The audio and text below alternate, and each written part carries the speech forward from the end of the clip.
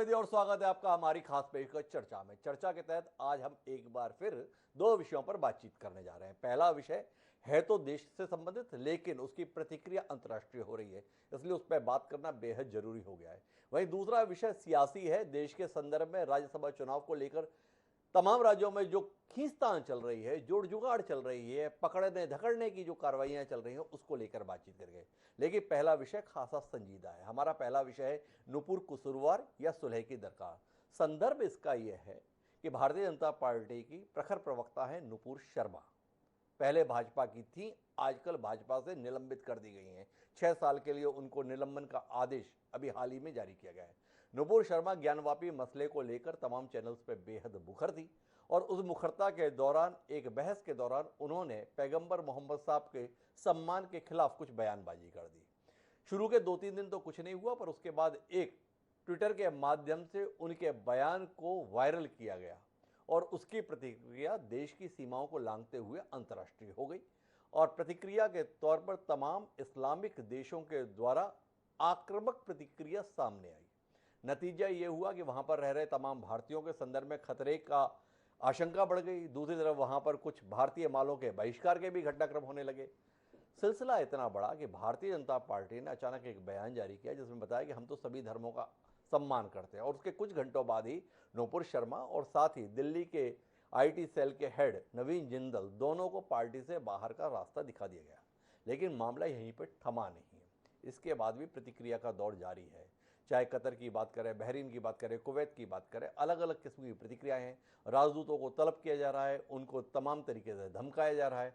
दूसरी तरफ 57 इस्लामिक देश हैं, उनके संगठन के द्वारा भारत के संदर्भ में लगातार आक्रामक प्रतिक्रिया व्यक्त की जा रही है। सवाल इस बात का है कि आखिर इतनी आक्रामकता की नौबत क्यों आन पड़ी और जो लोग इस देश में हिंदू धर्म के संदर्भ में दुआएं दे रहे थे, हिंदुत्व की पुनर्स्थापना की बात कर रहे थे, ज्ञानवापी मसले के अंतर्गत शिवलिंग की पूजा अर्चना की बात करने जा रहे थे, वो अचानक कहां दुबक गए हैं। सब कुछ सहमा सहमा सा देखने लगा। बड़ा अजीब सा माहौल है। तो हम इसी पर बात करेंगे, समझने की कोशिश करेंगे कि क्या अंतर्राष्ट्रीय स्तर पर इस्लामिक देशों के दबाव ने हमारी रीति नीति को एक बार फिर परिवर्तन के मुहाने पर ला दिया है या ये तात्कालिक रूप से संघर्ष विराम की कोशिश है। हमारे साथ इस चर्चा का हिस्सा बनने के लिए कई खास मेहमान जुड़ रहे हैं, उनसे आपका परिचय कराएं। उससे पहले लेकिन समय है आज के विचार सूत्र का। हमारा आज का विचार सूत्र प्रेमचंद जी के द्वारा दिया गया है। प्रेमचंद जी महान उपन्यासकार हुए। उन्होंने कहा कि किसी के खफा होने के डर से सच्ची बात पर पर्दा थोड़े ही डाला जा सकता है। प्रेमचंद जी ने जब ये कहा था तब वो कहीं किसी कल्पना लोक में थे। आज की तारीख में सच कहने पर पर्दा तुरंत डाल दिया जाता है अगर आप खौफ में होते हैं। इसे अपने जहन में रखें और उसके बाद अपनी चर्चा को आगे बढ़ाते हैं, जिसका हिस्सा बनने के लिए हमारे साथ 4 खास मेहमान जुड़ रहे हैं। हमारे साथ श्रीराज नायर जी हैं जो प्रवक्ता हैं विश्व हिंदू परिषद के, निशांत वर्मा जी हैं जो मुखर आलोचक हैं, वर्तमान सरकार के स्वतंत्र राजनीतिक विश्लेषक हैं, मोहम्मद इलियास शराफुद्दीन जी हैं, मुस्लिम स्कॉलर एवं रिसर्चर हैं, सऊदी अरब से हमारे साथ जुड़ रहे हैं, और शंकर लाल तिवारी जी भारतीय जनता पार्टी के संजीदा नेता हैं, कई बार के विधायक है, वह भी हमारे साथ है। आप सभी का स्वागत है। और चर्चा की शुरुआत श्रीराज नायर जी से ही करता हूं और नायर साहब से ही समझना करता हूं। थोड़ी सी आफत क्या आई, नुपुर से पूरी तरीके से पल्ला झाड़ लिए, फिर भी बात बन नहीं रही। नायर साहब, प्रतिक्रियाएं जिस तरीके से आ रही हैं, भारत के विदेश मंत्रालय की ओर से आज बाकायदा एक बयान जारी किया गया इस्लामिक संगठन के संदर्भ में, मेरे सामने है, अरिंदम बागची हैं, उन्होंने इस पर प्रतिक्रिया दी है कि भारत सरकार ओआईसी सचिवालय के अनुचित और संकीर्ण विचारों वाली टिप्पणियों को स्पष्ट रूप से खारिज करती है। आपसे जानना ये चाहता हूं, इस सरकार ने अपनी ही पार्टी की संजीदा नेत्री, एक बड़ा ही गंभीर चेहरा थी नुपुर शर्मा, उनसे एक झटके में पल्ला झाड़ लिया, फिर भी बात बन नहीं रही। उन्होंने एक पैगंबर साहब के संदर्भ में टिप्पणी की तो इतना बवाल हो गया, और हमारे संदर्भ में तो कौन जना क्या क्या नहीं कर लेता, बल्कि हमारे बीच के लोग फिल्मों में क्या क्या नहीं दिखा देते हैं तो भी बर्दाश्त किया जाता है। थोड़ा समझना मुश्किल हो रहा है, कहाँ हम असहिष्णु हैं, कहाँ हम सहिष्णु हैं। आप जैसा सुधी व्यक्ति हमारे साथ में है, थोड़ा रोशनी दे, क्या सोचते हैं आप इस घटनाक्रम के संदर्भ में?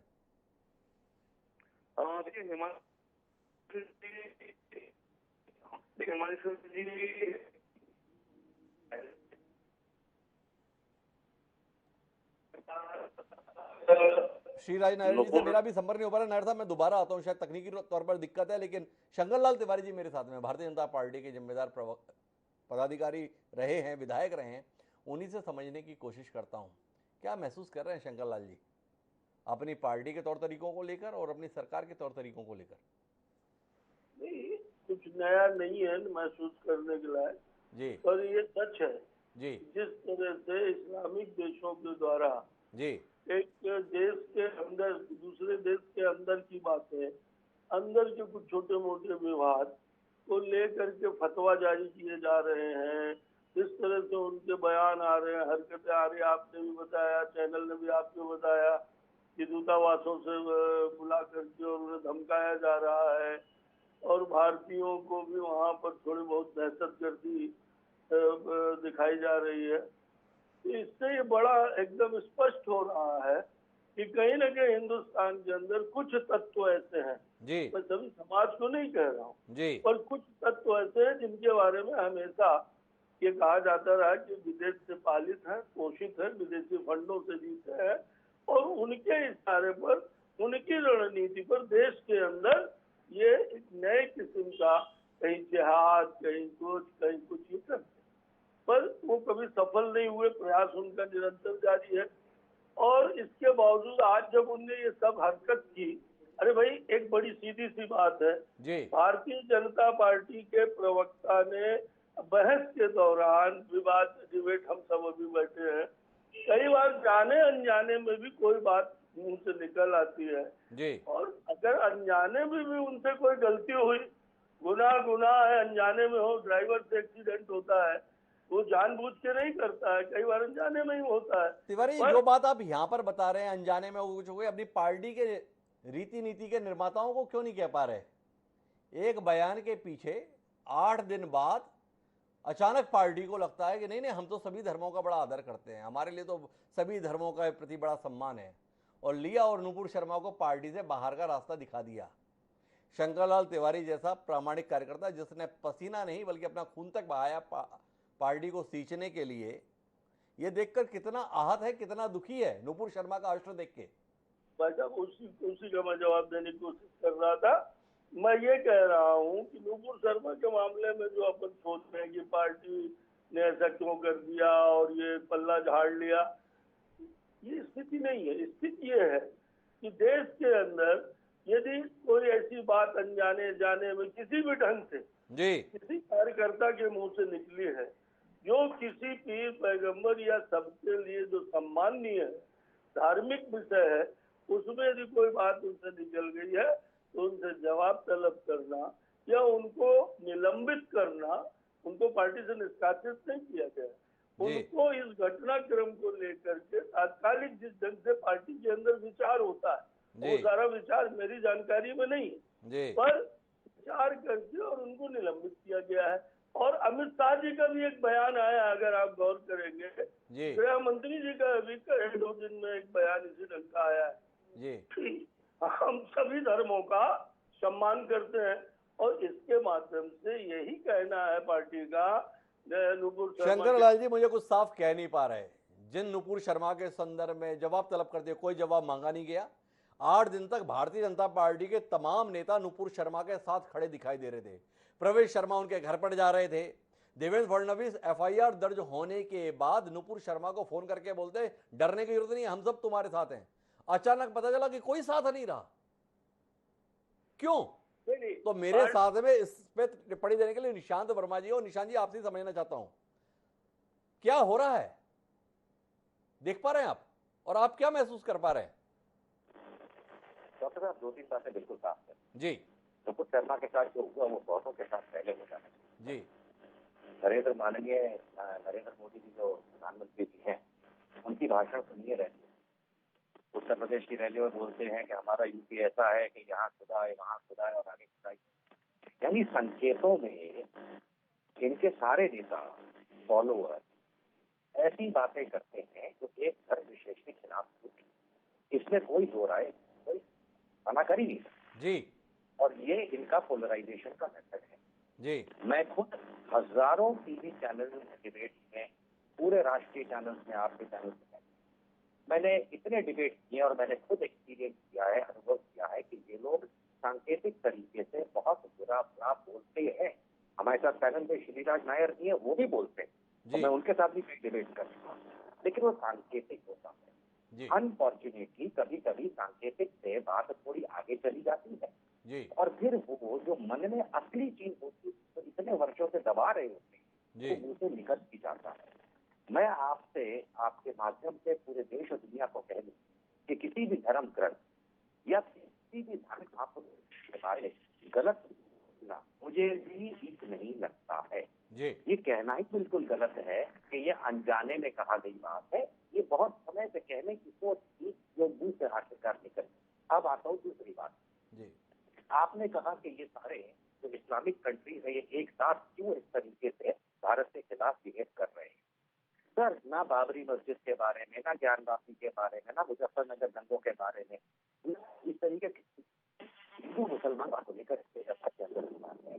कोई भी देश जो है वो कंडेम कर सकता है, वो अपने विचार रख सकता है, लेकिन उसमें कभी इस तरीके का भेद नहीं, क्योंकि अब मामला जो है वो किसी धर्म स्थल या इंटरनल मैटर का नहीं है जिस तरीके से दिखाया जा रहा है।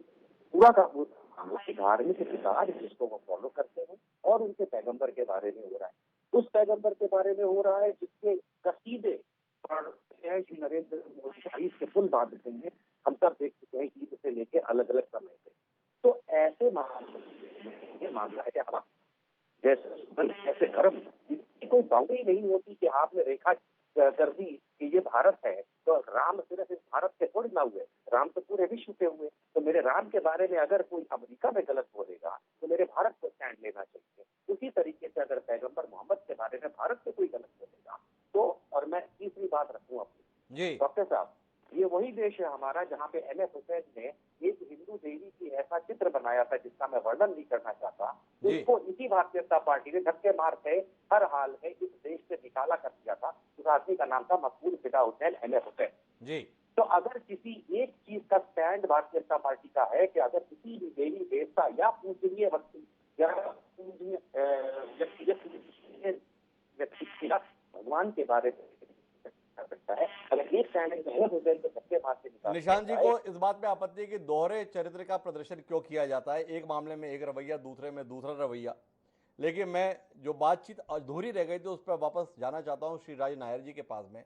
और नायर साहब, आपसे समझना चाहता हूँ, दरअसल हम दिल से ही महसूस कर रहे हैं नुपुर शर्मा के साथ गलत हुआ या नुपुर शर्मा ने गलत किया। पहले तो ये जानना है गलत किसके साथ हुआ, गलत किसने किया, एक तो ये समझना चाहते हैं। दूसरा ये समझना चाहते हैं कि अभी देश को ये बताया जा रहा था कि पिछले 8 साल में अंतर्राष्ट्रीय स्तर पर देश की हनक बढ़ी है, देश की धमक बढ़ी है, देश की चमक बढ़ी है। ये 57 इस्लामिक देशों ने एक घुड़की क्या दी, सरकार डिफेंट पे आ गई। भारतीय जनता पार्टी के प्रवक्ता के संदर्भ में सरकार को भूमिका निभानी पड़ रही है। थोड़ा अजीब सा लग रहा है। क्या कहते हैं नायर साहब, ऐसे कैसे हिंदू बचेंगे और ऐसे कैसे हिंदुत्व बचेगा? बड़ा संकट में आए हुए दिखते हैं हम। नहीं, हिमांशु जी, कोई संकट की बात नहीं है यहाँ पर जी नुपुर शर्मा जी भारतीय जनता पार्टी की अधिकृत प्रवक्ता है। पार्टी का इंटरनल मैटर है, वो हम उसमें कुछ नहीं कहेंगे। जी लेकिन एक बात अवश्य है कि पिछले कई दिनों से अलग अलग चैनलों पर आकर के कई मुल्ला मौलवी और तथाकथित इस्लामिक स्कॉलर्स आकर के महादेव, शिवजी, शिवलिंग के बारे में अनाप शनाप बक रहे थे। जी आपकी नबी के शान में गुस्ताखी तो सर तंत्र जुड़ा। तो हमारे महादेव, हमारे शिवजी, हमारे ईश्वर, हमारे देवी देवताओं को कोई भी कुछ भी कहेगा तो ये दोहरा मापदंड है और ये बिल्कुल हमको गवारा नहीं है। हम तो विश्व हिंदू परिषद जाने जाते हैं कई चीजों से, हम बार बार एक चीज हम बड़ी स्पष्टता करना चाहते हैं। जी ये जो लोग बार बार देवी देवताओं को अपमान कर रहे हैं, हिंदू समाज को छेड़े नहीं तो इनके लिए अच्छा है। इनके जगह पर मैं नायर साहब आपसे एक बात समझना चाहता हूं। आपने कहा ये भाजपा का अंदरूनी मसला है। नुपुर शर्मा ने ट्वीट किया है और ये बताया है कि मेरे मुंह से ये शब्द इसलिए निकले कि मेरे आराध्य महादेव के संदर्भ में लगातार अनाप शनाप बका जा रहा था। मैं आपसे समझना चाहता हूं, अपने आराध्य के संदर्भ में प्रताड़ित होकर, आहत होकर एक महिला ने जो कुछ कहा उसके खिलाफ ये व्यवहार हो रहा है, आप उसके साथ खड़े नहीं होंगे और इनको आप बता रहे हैं कि ये ठीक नहीं होगा। ठीक तो आपके देवताओं के साथ में जो खड़ा था उसके साथ नहीं हो रहा है, उसके साथ खड़े होने में डर क्यों रहे? जनता पार्टी एक राजनीतिक पक्ष है भारतीय जनता पार्टी अपने आंतरिक निर्णय के लिए स्वतंत्र है, हम उसमें कुछ नहीं कहेंगे। परंतु हम एक बात स्पष्ट करना चाहते हैं कि हिंदू आज तक जब विश्व हिंदू परिषद बजरंग दल ने जो कदम उठाए हिंदू हित में, वो सब जानते हैं, चाहे सन 92 हो और ट्रेन को जलाने के बाद गुजरात हो, भागलपुर हो, मुजफ्फरनगर हो। इसलिए हम ये भी वार्निंग देना चाहते हैं, हमारे देवी देवताओं आज जो हंस रहे हैं या बोल रहे हैं उनको वार्न करना चाहते हैं, अगर तुम्हारी नदी के शान में गुस्ताखी नहीं हो सकती तो हमारे शिव जी, हमारे महादेव, हमारे शिवलिंग, हमारे कृष्ण के बारे में भी बोलना बंद करो। ये हम स्पष्ट रूप से कहना चाहते पर हैं। नायर साहब, आप इनको धमका रहे हैं, पर जो महादेव के लिए खड़ी हुई थी उनके बचाव में आप दो शब्द नहीं बोल रहे हैं। आप भाजपा को ये कहने के लिए तैयार नहीं कि ये ठीक नहीं कर रहे आप लोग। जो हिंदुओं के साथ में खड़ी थी महिला, उस महिला को आपने अचानक इस मोड़ पर अकेले छोड़ दिया। इसको लेकर आपकी कोई नाराजगी नहीं, इसको लेकर आपकी कोई परेशानी नहीं, इसको लेकर आपका कोई सवाल नहीं। कमाल है। अकेला नहीं छोड़ा, ये देश में लोकतंत्र है और यहाँ पर एक चुनी हुई सरकार नरेंद्र मोदी की है। यहाँ पर क्या कानून और व्यवस्था को तोड़, कानपुर में ये लोग क्या करते हैं, क्यों मंदिर से आने के बाद हिंदू प्रसाद बांटता है और मंदिर से बाहर आने के लिए बाद पत्थर फेंकता है। ये क्या सिखाया जाता है मस्जिदों में? ये क्या सिखाया जाता है मस्जिदों में? कुल मिलाकर नुपुर पे बोलने के अलावा बाकी सब पे बोलना चाहते हैं श्रीराज नायर जी। वो बता रहे हैं कि देखो मुसलमानों, तुम ठीक रहो, अगर तुम हमारे देवी देवताओं के संदर्भ में इस प्रकार की टिप्पणी करोगे तो बख्शा नहीं जाएगा। पर मेरे साथ में मोहम्मद इलियास शराफुद्दीन साहब हैं। शराफुद्दीन साहब, मेरे सवाल थोड़े आपसे अलहदा हैं। बहुत नाराज हैं इस्लामिक देश, इस बात को लेकर नाराज हैं कि नुपुर शर्मा ने इस प्रकार की भाषा कैसे इस्तेमाल कर दी मोहम्मद साहब के सम्मान में। आपकी बात को जायज मानते हुए भारतीय जनता पार्टी ने उस राजनेता को पार्टी से भी निकाल दिया और नुपुर शर्मा ने खुद अपनी भावनाओं की अभिव्यक्ति के लिए माफ़ी भी मांग ली कि भाई मेरे मुंह से अगर शब्द निकल गए और आपका दिल दुखा है तो मैं इसके लिए माफ़ी मांगती हूँ और अपने शब्द वापस लेती हूँ। फिर भी आप नाराज हैं। पर इस बयान के एवज में झड़ी लगी हुई है नुपुर शर्मा को धमकी देने वालों की। हर प्रकार के माध्यम से उनका रेप करने के संदर्भ में, उनकी हत्या करने के संदर्भ में, उनके परिवार को नुकसान पहुंचाने के संदर्भ में एक लफ्ज आपके यहां से नहीं आ रहा है इस संदर्भ में कि यह नहीं होना चाहिए। एक महिला को बलात्कार की धमकी दिए जाने के संदर्भ में 57 देशों का प्रतिनिधि संगठन मौन साधे हुए है, मुस्लिम जगत पूरा मौन साधे हुए है। क्या एक महिला के संदर्भ में इस प्रकार का किया जाना आपके धर्म के अंतर्गत, आपकी मान्यताओं के अंदर जायज है, या इसके संदर्भ में शराफुद्दीन साहब जैसा संजीदा व्यक्ति हमारे साथ मौजूद है, कुछ कहेगा? 3 पॉइंट्स के सामने देता हूं जी। पहली पॉइंट तो ये है कि एमएफ हुसैन ने जो गंदी गंदी पिक्चर्स बनाई थी और जो आर्ट बनाया था देवी देवताओं का, इस्लाम के अंदर उसकी सख्त मनाही है, मुमानियत है तमाम मुसलमानों की तरफ से। मैं उसको कंडेम करता हूं और अगर आज जिंदा होते तो मैं कहता था कि लॉ के हिसाब से उन पर एक्शन लिया जाए। पहली बात, अल्लाह ताला कहते हैं सूरह अनाम 6वां सूरा 108 में, किसी के भगवानों को बुरा मत बोलो, कहीं वो जहालत में अल्लाह को बुरा बोलेंगे। तो इसीलिए सख्त मैं अगेंस्ट हूं एमएफ हुसैन की पेंटिंग्स के। ये बात मैं इस्लामी नुक्ते नजर से आपसे कह रहा हूं। दूसरी बात, नुपुर शर्मा पर गंदी गंदी जो धमकियां मिल रही है, तेरा रेप कर देंगे वगैरह वगैरह, ये इस्लाम के सख्त खिलाफ है। रेप कर देंगे, तेरे को जो नंगा कर देंगे, इस किस्म के धमकियों की इस्लाम में कोई गुंजाइश नहीं है। कई बार इससे पहले इसकी कड़ी निंदा कर चुका हूं, अभी भी कर रहा हूं और एक बार आपके रिपीट करने के लिए मुस्लिम देशों का भी यही मौक़िफ़ है। तीसरी बात, बीजेपी के पंजाब के गुरदासपुर के एमपी है सनी देवल, उनकी पिक्चर है मोहल्ला 80 और उसके अंदर शिव जी की एक्टिंग करते हुए गंदी गंदी गालियां, गंदे गंदे टिप्पणियां, गंदी गंदी बातें बयान की गई है। आप एक नजर वो पिक्चर को अगर देख लें, कोई हिंदू बर्दाश्त नहीं कर सकता, लेकिन बीजेपी आरएसएस बर्दाश्त करती है, एमपी का टिकट देती है, नरेंद्र मोदी उनको गले लगाते हैं, अमित शाह उनको इलेक्शन जिताते हैं। ये है बीजेपी का दोहरा चेहरा। चौथी बात, 2 बिलियन मुसलमानों को अल्लाह उसके रसूल सल्लल्लाहु अलैहि वसल्लम की शान में गुस्ताखी मंजूर नहीं, हर नुकसान मंजूर, ये मंजूर नहीं।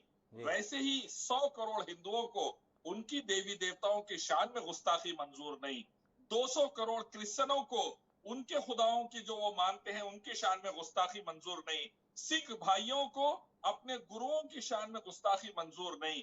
ये एक आस्था का मसला है, हर इंसान अपनी आस्था से जुड़े हुआ है। अब रहा सवाल धार्मिक किताबों से, वेदा, गीता, उपनिषद, कुरान, हदीस, बाइबल, गुरु ग्रंथ, तलमूद, मिसनद, जैद अवस्था, ललिता विस्तारा, भावास्तु, अभिधम्मा, तमाम बड़े धर्मों की धार्मिक किताबों से वाद विवाद के लिए डिबेट अगर हो तो ये आप उसके रेफरेंस से बात करते हुए समझाएं। एक कम नित्यम वेदा कहते हैं, उपनिषद कहते हैं। एक कम ब्रह्म दित्य नास्ते नेह नास्ते किंचन, वेदा कहते हैं, उपनिषद कहते हैं। न तस्य प्रतिमा अस्ति, वेदा उपनिषद कहते हैं। कुरान में कुल वल्लाहु अहद, लैसा कमिस्लिही शैइन, लम यलिद वलम यूलद, ये आयत है कि रब एक है, उसके माँ बाप बीवी बच्चे नहीं है, उसका आकार बनाकर पूजा नहीं कर सकते। मखलूक की पूजा नहीं, रब की पूजा। वेदा, गीता, कुरान, हदीस हर धार्मिक किताब कहती है। ये वाद विवाद में आप आर्ग्यूमेंट रख सकते हैं, लेकिन जलील करना, गंदी बातें करना मुनासिब नहीं। गलत गलत गलत। श्री राम श्री सीता जी के बारे में किसी ने गंदी टिप्पणी कर दी, कम्युनिस्ट ने, मैं उनसे लड़ लिया। वैसे ही लव कुश ऐसा पैदा हुए, किसी बुद्धिस्ट ने गंदी टिप्पणी कर दी, मैं उनसे लड़ लिया। 6 पांडवों के वालिद कौन थे, अब्बा कौन थे, पिताजी कौन थे, उस पर किसी ने टिप्पणी कर दी, मैं उनसे लड़ लिया कि भाई साहब बात रखिए सलीके से, लेकिन गंदी टिप्पणियां नहीं होनी चाहिए। और आखिरी बात, वीएसपी के यहाँ पर बैठे हैं जो कह रहे थे, धमकी दे रहे थे, मैं कह देना चाहता हूँ, फिरौन, हामान, अबू जहल, रशिया, अमेरिका, नाटो, पूरे हरामियों को मट्टी चढ़ा के यहाँ तक आए हुए हैं। अगर आइंदा भी कोई टक्कर पे आया, चाइना हो या कोई हो, पूरे हरामियों से फिर निपट लेंगे इंशाअल्लाह, बगैर किसी तरद्दुद के बोल रहा हूं मैं नेशनल टीवी पे।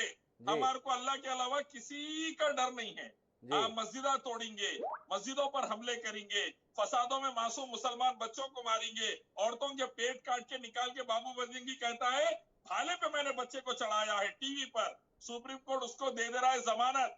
ये काम कर 10-10 हजार लोग आके 2 को 3 को मार के समझ रहे बहुत बड़े बलवान है। बलवान किसको बोलते हैं तारीख हिस्ट्री में मालूम है, और आइंदा भी मालूम हो जाएगा इंशाअल्लाह। शराफुद्दीन साहब, आप इतने दमदारी के साथ बोल रहे हैं और आप बता रहे हैं कि नाटो को भी देख लेंगे, चीन को भी देख लेंगे, रशिया को भी देख लेंगे, ये आप तालिबान को क्यों नहीं देखते? आप ये सीरिया में क्यों नहीं देखते? ये पूरे के पूरे मुल्क बर्बाद कर दिए जा रहे हैं, लोगों का जीना हराम हो गया है। आप शब्द जो इस्तेमाल कर रहे हैं ये आपको दिखाई नहीं देता? इसको रोक पाने में आप कहां कामयाब हो रहे हैं शराफुद्दीन साहब? आईसिस से भी हम लड़ रहे हैं, अलकायदा से भी हम लड़ रहे हैं, जो भी आतंकवादी आरएसएस का, वीएचपी बजरंग दल का है, उससे भी लड़ रहे हैं और लड़ते रहेंगे। देश के खिलाफ जो गद्दार अंग्रेजों का साथ दिए थे उनसे भी लड़ रहे हैं और लड़ते रहेंगे। हम अंग्रेजों से भी लड़े थे, तो हम हर आतंकवादी से लड़ रहे, अंदर का हो या बाहर का हो। इंडियन आर्मी नायक का बेटा हूं, पिताजी ने 71 की जंग में भारत की हिफाजत के लिए खून पसीना लगाया था।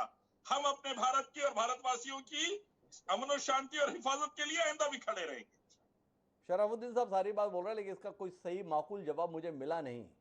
अगर वो किसी से नहीं डरते और सबको देख लेते हैं तो ये इस्लामी मुल्कों के अंतर्गत जो कुछ हो रहा है इसे रोक पाने में कामयाब क्यों नहीं हो रहे? लेकिन राज नायर साहब बीच में कोई हस्तक्षेप करना चाह रहे थे, उन्हें बात पसंद नहीं आ रही थी इलियास साहब की, तो एक बार सुनते राज नायर साहब, क्यों इतना नाराज हैं आप? नहीं, नाराज होना स्वाभाविक है। पिछले करीब 1 महीने से हर रोज ये लोग टीवी पर बैठ करके देवी देवताओं, शिवलिंग और महादेव के बारे में अनाप शनाप बकते हैं। इस एक ने कुछ कह दिया तो इनको मिर्ची लग गई और इन्होंने हाहाकार मचा दिया, तो हमारी भावनाओं की कोई वैल्यू नहीं। ये लोग सड़क पे उतर जाएंगे, लॉ एंड ऑर्डर को अपने हाथ में लेंगे, दंगा करेंगे, तो इसके लिए कौन पूछेगा? तो नायर साहब, मैं इसीलिए तो आपसे पूछ रहा हूं, इतनी मजबूत सरकार होते हुए भी आपके धर्म के खिलाफ, आपके महादेव के खिलाफ इतनी बातें की जा रही थी, उनके संदर्भ में कोई कार्रवाई नहीं हुई, और आपके संदर्भ में एक व्यक्ति मुखर होकर बोल दिया तो पार्टी से बाहर का रास्ता दिखा दिया और आपने भी हाथ झाड़ लिया, भाई उनका इंटरनल मसला है, हम इस पर कुछ नहीं कहेंगे। तो आपके साथ खड़ा कौन होगा? आपकी बात को गंभीरता से कौन लेगा? आप जैसा बड़ा संगठन नुपुर शर्मा के मामले में इस कदर हाथ झाड़ के खड़ा हो गया, आप यही कह रहे हैं उनका अंदरूनी मसला है, ऐसे छोड़ देंगे? कोई हाथ झाड़ के खड़ा नहीं है।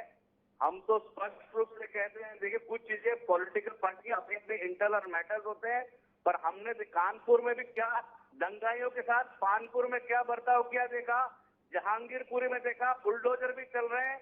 इन जिहादियों को सबक सिखाया जा रहा है, इसलिए आप बेफिक्र रहिए, हम भी तो राय नायर साहब का कहना है दंगाइयों को सबक सिखाया जा रहा है, जहांगीरपुरी में बुलडोजर चलाया जा रहा है, आप उससे संतुष्ट रहिए। अगर नुपुर शर्मा को पार्टी से बाहर का रास्ता दिखा दिया गया है तो उसको लेकर परेशान होने की जरूरत नहीं है। तो राय नायर साहब तो इस स्टैंड के साथ में है, लेकिन मेरे साथ में शंकरलाल तिवारी जी हैं, वो भी क्या इसी स्टैंड के साथ हैं। नारा लगाते थे शंकरलाल तिवारी जी, आपको भी देखा था हमने, जो हिंदू हित की बात करेगा वही देश पर राज करेगा। राज आपकी पार्टी का आ गया और हिंदू हित की बात करने वाली महिला को सड़क पर ला दिया गया। थोड़ा अचरज सा है, समझना चाहता हूं आपकी प्रतिक्रिया के माध्यम से, है क्या ये? क्या कुछ समय के लिए एक सुलहनामा है? अभी अंतर्राष्ट्रीय स्तर पर दबाव बहुत बढ़ गया है, इसलिए नुपुर बहन जी थोड़ा सा कॉम्प्रोमाइज कर लो, बाद में बैकडोर से वापस ले आएंगे। 6 साल की चिट्ठी है, 6 महीने में वापस आएगी, क्या इस तरीके का कोई एडजस्टमेंट है? देखिए, मैं इस मामले में एक ही बात कहूंगा कि पार्टी का ये निर्णय है जी, और मैं पार्टी का अदना कार्यकर्ता हूँ और इस नाते पार्टी के वरिष्ठ नेतृत्व ने जो निर्णय लिया, पर हम कार्यकर्ता के जो समझ में आ रहा जी, उसको मैं आपसे एक लाइन में कहना चाहता हूँ कि हमें देश चलाना है जी। अगर कुछ लोग इस देश के अंदर दंगा फसाद हंगामा कत्लेआम करना चाहते हैं, उनको किसी तरह की शह नहीं मिले, उनको किसी तरह का बहाना न मिले, क्योंकि तो बहाने खोज के लड़ते हैं। अगर मक्का मदीना में कुछ हो जाए तो यहाँ लड़ने लगते हैं, दूसरी जगह कुछ हो जाए इस्लामिक देश में तो यहाँ बवाल करने लगते हैं। और इस नाते भारतीय जनता पार्टी ने सिर्फ इतना किया है कि सामंजस्य बना रहे, सद्भाव बना रहे। ये जो रेप की बातें कर रहे हैं पागल दरिंदे, ये जो कत्लेआम की बातें कर रहे हैं पागल दरिंदे, और भाईजान मेरे साथ बैठे हैं, बहुत विद्वान है, पहले तो उनकी निंदा करते हैं और फिर बड़ी मुस्कुराहट के साथ खिलखिला के, जैसे माने कोई इनकी लॉटरी खुल गई हो, खिलखिला के कहते हैं कि मैं तो देख लूंगा। और बात इंडिया की हो रही है, नाटो और चीन बताते हैं। जब आप सीरिया बताते हो, तालिबान बताते हो, तो इधर उधर बगले झांकते हैं। और इसलिए ये सामान्य सी एक प्रक्रिया है। पार्टी के फोरम में ये लगा कि अभी शांति सद्भाव लॉ एंड ऑर्डर कायम रखना इस समय भारतीय जनता पार्टी के सरकार की जिम्मेदारी है, और यही हिंदू है, इसी को हिंदू कहते हैं। इसी को हिंदू कहते हैं। तो कुल मिलाकर बातचीत के मर्म में पहुंचे हैं, तो भारतीय जनता पार्टी दावा करती है कि देश हित सबसे पहले है, उसके बाद में दल हित है और व्यक्ति सबसे पीछे है। इसे उदाहरण से समझाइए।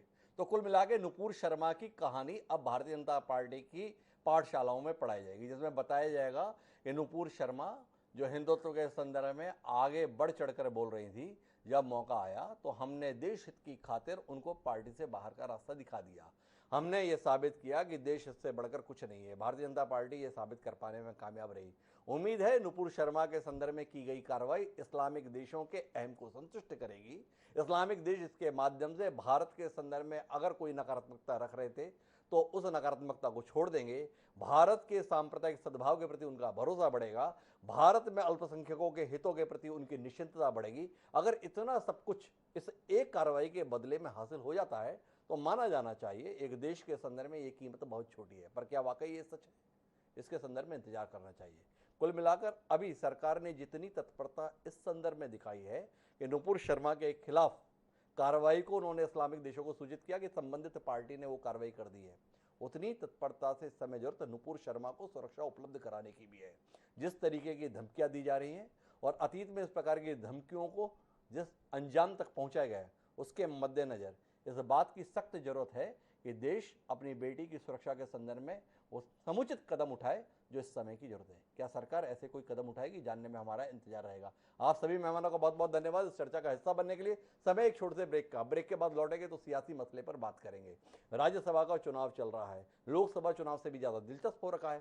एक एक वोट की कीमत और उस वोटर की व्यवस्था के लिए जो कुछ संभव है वो तमाम राजनीतिक दल कर रहे हैं। क्या कर रहे हैं, इसी पर बात करेंगे। कहीं जाइएगा नहीं, हम गए और आए एक छोटे से ब्रेक में।